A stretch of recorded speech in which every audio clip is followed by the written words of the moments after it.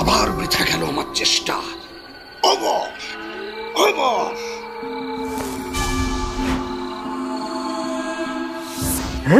হায় হায় হায়, কি সর্বনাশ হলো গো!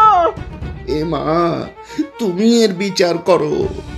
না রে, সুবিচারের ভার মায়ের ওপর ছেড়ে দিলে হবে না রে।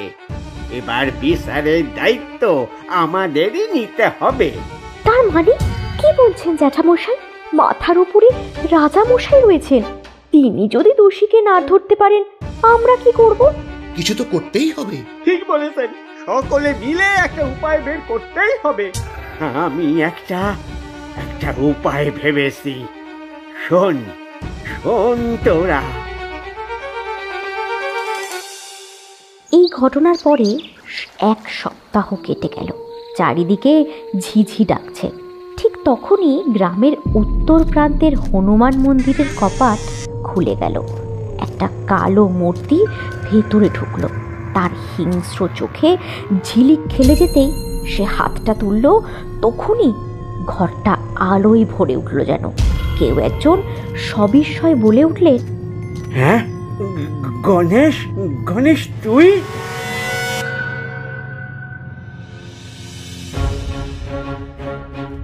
পাপী মূর্খ, তোর এত সাহস! আমায় ক্ষমা করে দিন মহারাজ। চুপ চুপ বেয়াদব! বল, কে কে তোকে দিয়ে এই বিধর্মী কাজ করিয়েছে? কার দলের সাগরেদ তুই? আমি কারোর হয়ে কাজ করিনি মহারাজ। আমি কারোর সাগরেদ নই, বিশ্বাস করুন। বিশ্বাস? তোর মতো পাখণ্ডকে বিশ্বাস করব? শেষবারের মতো জিজ্ঞেস করছি, বল, কে তোকে দিয়ে এই কাজ করিয়েছে? বল মহারাজ। মহারাজ, আমি সত্যি বলছি, আমি কারোর কথা শুনে কাজ করিনি। আমি এ কাজ করেছি সেই হিরেটা পাওয়ার জন্য। কিসের হিরে? সেই হিরে যা একটা মূর্তির ভেতরে লুকিয়ে রেখেছিল কান্তা বুড়ি। কান্তা বুড়ি, যে আগে এই গ্রামের বড় বড় মন্দিরের মূর্তি তৈরি করত, কিন্তু শুনেছি সে তো মারা গেছে।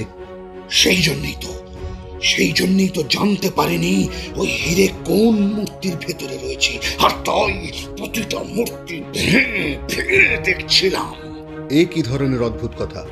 কান্তা বুড়ি হিরে পেল কোথা থেকে, আর পেলে সেটা কোথায় লুকোলো? ঠিক তখনই গ্রামবাসীদের মধ্যে থেকে হরিশ বেরিয়ে এলো। সে দৃঢ় কণ্ঠে বলল, মহারাজ, আমি হয়তো জানি ওই হিরে কোথায় রয়েছে। হরিশ, তুই এখানে? ভাবিস নি না আমি এখানে আসব, কিন্তু কান্তা বুড়ি হয়তো তাই চেয়েছিল, তাই এই পা নিয়েও চলে এলাম। এখানে কি হচ্ছে কেউ বলবে আমায়? আমি তো কিছুই বুঝতে পারছি না। আমি আপনাদের সব বলছি মহারাজ। এই গ্রামের উত্তর দিকের একটা ছোট্ট কুটিরে কান্তা বুড়ি থাকতেন।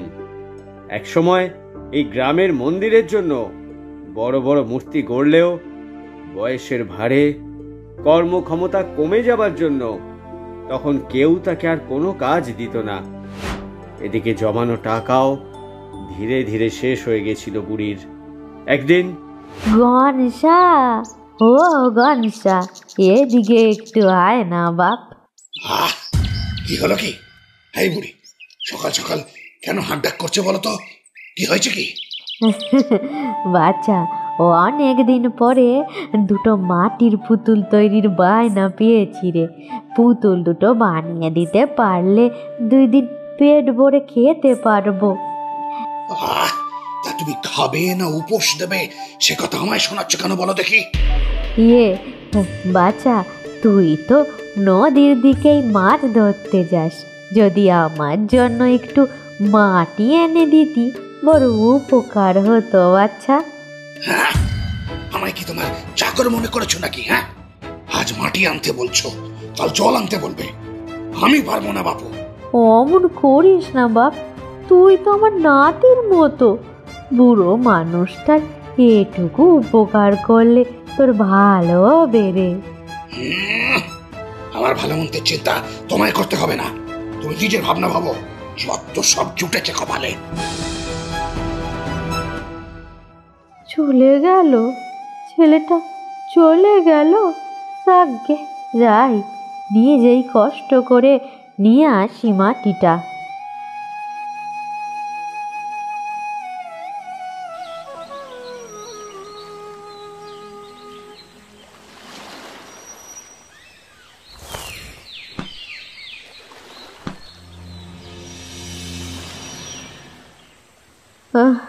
ও বাবা রে বাবা, এই বয়সে কি আর এইসব সয়? ও আর পারি না।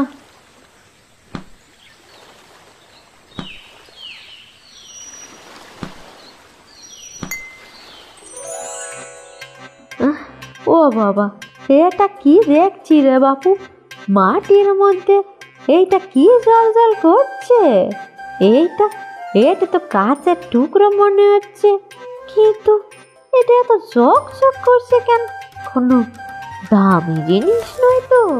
হ্যাঁ, যখন টুকরোটা আছে তবে গোটা জিনিসটাও এখানেই থাকবে। হ্যাঁ, দেখি তো। এই বলে বুড়ি আরেকটু মাটি খুঁড়তেই তার হাতে বেরিয়ে এলো হাঁসের ডিমের আয়তনের একটা হিরে। বুড়ির তখন ভ্যাবাচ্যাকা অবস্থা। সে সেটাকে নিয়ে অনেকক্ষণ নাড়াচাড়া করে কিছু বুঝতে না পেরে হিরেটাকে কোচরে ঢুকিয়ে টুকরো হিরেটাকে নিয়ে বলল, একবার এটা নিয়ে জৌরির কাছে যাই, দেখি তো সে কি বলে।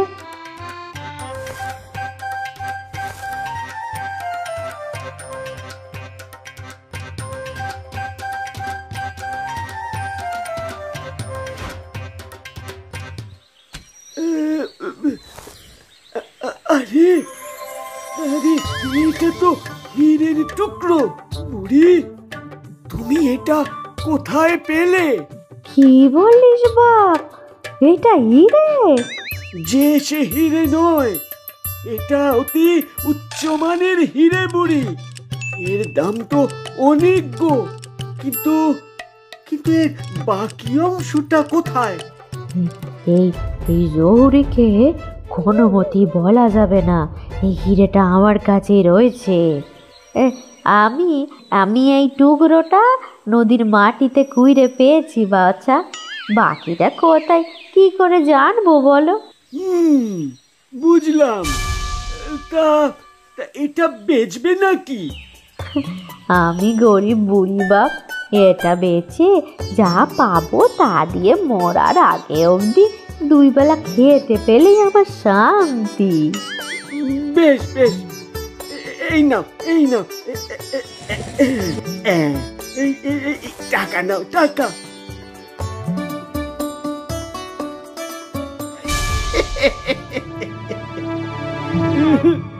এই জহুরির চোখ বলছে বুড়ি মিথ্যে বলল, বাকি হিরেটা ওর কাছেই রয়েছে।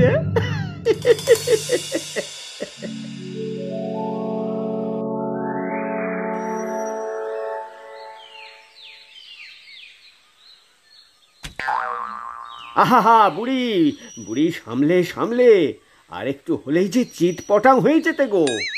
কে হরিশ? এই এই বয়সে এই ধকল আর সইতে পারি নে রে। তুমিও যেমন বুড়ি, আমি তো তোমার বাড়ির কাছেই থাকি, দরকারে আমায় ডেকে নিলেই তো পারো। আহা বাচ্চা, তুই নিজেকে নিয়েই অস্থির। তোর পাটাও ছোট থেকেই কেমন অকেজো বল দেখিনি। হ্যাঁ, একটা পা অকেজোতা কি হয়েছে বুড়ি? 2 হাত, একটা পা তো আছে নাকি? তুমি এত কষ্ট করে আর মাটি নিতে এসো না, বুঝলে? সবই কপাল রে বাচ্চা। এক সময় এই বুড়ি কত কত মূর্তি তৈরি করেছে, আর আজকে কেউ একটা খোঁজও নেয় না। আর কেউ খোঁজ না নিক, আমি তো নেই বুড়ি, আমি তো তোমার নাতি। হ্যাঁ,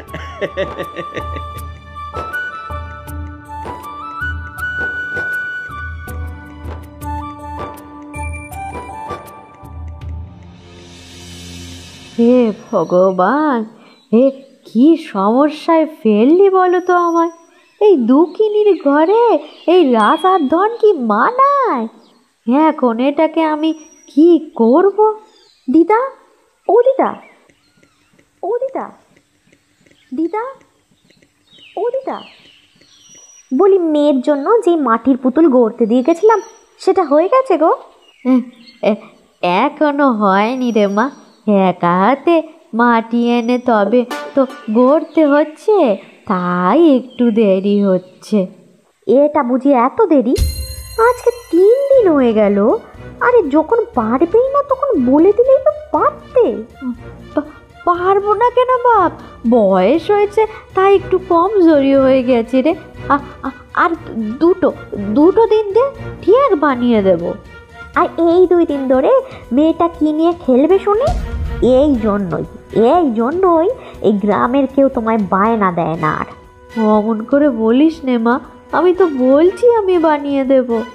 না, আর দরকার নেই, অন্য কারোর থেকে বানিয়ে নেবক্ষণ। ভাত ছড়ালে আবার কাকের অভাব।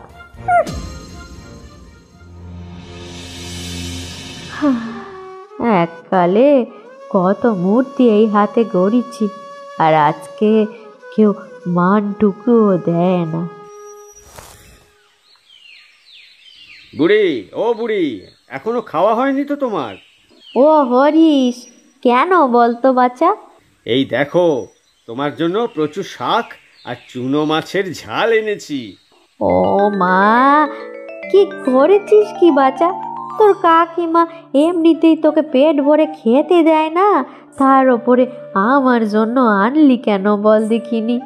আরে আজকে আমি কাকিমার সব কাজ করে দিয়েছি, তাই আমায় মাছ খেতে দিয়েছে, আর আমি টুক করে তোমার জন্য নিয়ে চলে এসেছি। চলো চলো, দুজনে একসাথে খাবো। আহা বাচ্চা, নিশ্চয়ই আগের জন্মে তুই আমার নাতি ছিলি রে। হ্যাঁ, নাতি ছিলি।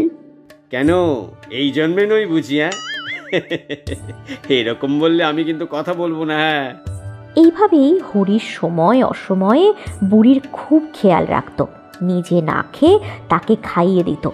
অপরদিকে গণেশ বুড়ির পাশের বাড়িতে থাকলেও তাকে তুচ্ছ তাচ্ছিল্য করত। এদিকে বুড়িও মনস্থির করে ফেলেছে হিরেটা কাকে দেবে সেই ব্যাপারে।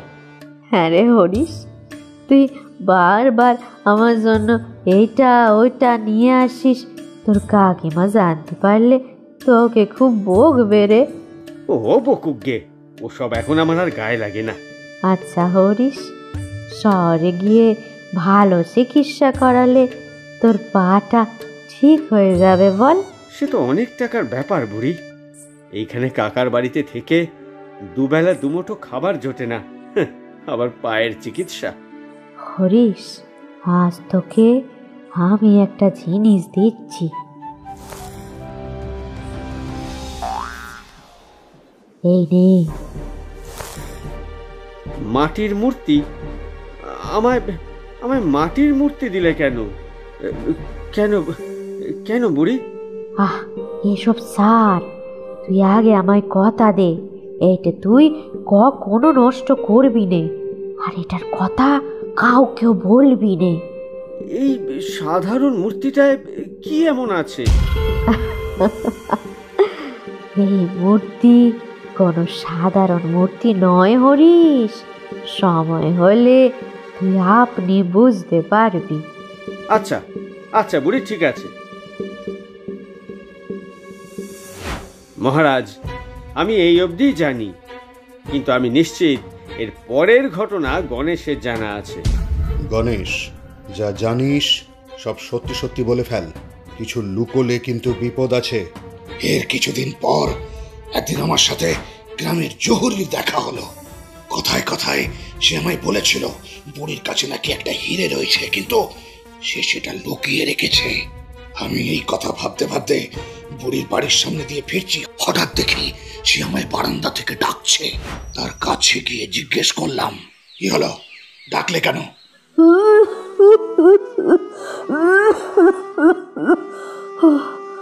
অনেশ, অনেশ বাসা, 2 দিন ধরে শরীরটা বড্ড খারাপ রে।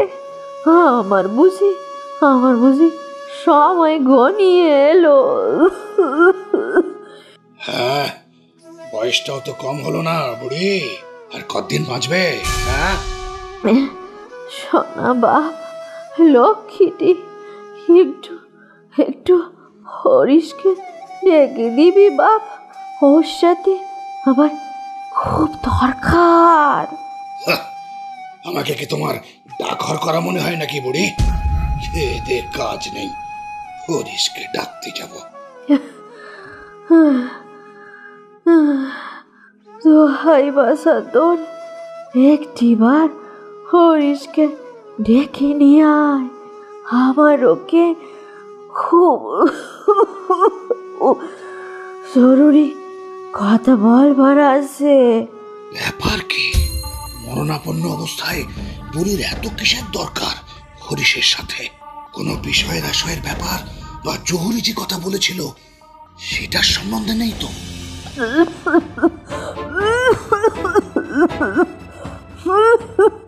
গণেশ, ও গণেশ, আর দেরি করিস নে বাপ, একবার হরিশকে দেখে আর। না, কোনো মতেই হরিশকে ডাকা যাবে না, আমাকে কিছু একটা ছল করতে হবে। হরিশ, একবার হরিশকে দেখে দে। বুড়ি, আমি বলছি কি, তোমার অবস্থা তো ভালো নয়। যদি হরিশকে ডাকতে যাই আর তোমার কিছু হয়ে যায়, তার চেয়ে বরং তুমি আমায় যা বলার বলে দাও, আমি ওকে বলে দেব। হিরে মূর্তির ভেতরে, হিরে মূর্তির। হ্যাঁ, মূর্তির ভেতরে কি? বলো বুড়ি, বলো বলো বলো, মূর্তির ভেতরে কি? বলো বলো। ইস ভগবান, জহুরির কথাটাই ঠিক, তবে কিন্তু কোন মূর্তি? তারপর বুড়ির বাড়িতে যতগুলো মূর্তি ছিল সব ভেঙে দেখেছি, কিন্তু কিচ্ছু পাইনি। তখন ভেবেছিলাম গ্রামের যে সকল মূর্তি ওই বুড়ি বানিয়েছে সেই মূর্তিগুলোকে ভেঙে দেখতে হবে। আর তাই জন্য হতচ্ছাড়া, তোর জন্য আমি শেষবারের মতো বুড়িকে চোখের দেখাও দেখতে পেলাম না। তোর এত লোভ! হরিশ, তুমি বলেছিলে তুমি জানো ওই হিরে কোথায় রয়েছে। হ্যাঁ মহারাজ, আমার অনুমান যদি সঠিক হয় তবে আমাকে দেওয়া মূর্তির মধ্যেই রয়েছে সেই হিরে। এরপরেই হরিশ বুড়ির দেওয়া সেই মূর্তি সর্বসমক্ষে এনে ভাঙতেই দেখা যায় তার মধ্যে রয়েছে একটা হিরে। উপস্থিত সকলের চক্ষু তখন ছানা বড়া। মহারাজ হিরেটা হাতে নিয়ে হেসে বললেন, হয়তো বুড়ি এই হিরেটা কুড়িয়ে পেয়েছিল। যাই হোক, ওই হিরের ওপরে হরিশের অধিকার রয়েছে, কারণ বুড়ি ওকেই এটা উপহার দিয়েছিল। আগে না মহারাজ, এই হিরে নিয়ে কত কি ঘটলো সবই তো দেখলেন। আর আমার মতো হতদরিদ্রের কাছে এই হিরে বেমানান। এটা আপনার কাছেই সুরক্ষিত থাকবে। দেখ গণেশ, দেখ। আমায় ক্ষমা করে দিন মহারাজ। সৈন্য, এক্ষুনি এই পাখণ্ডকে কারাগারে ভরো।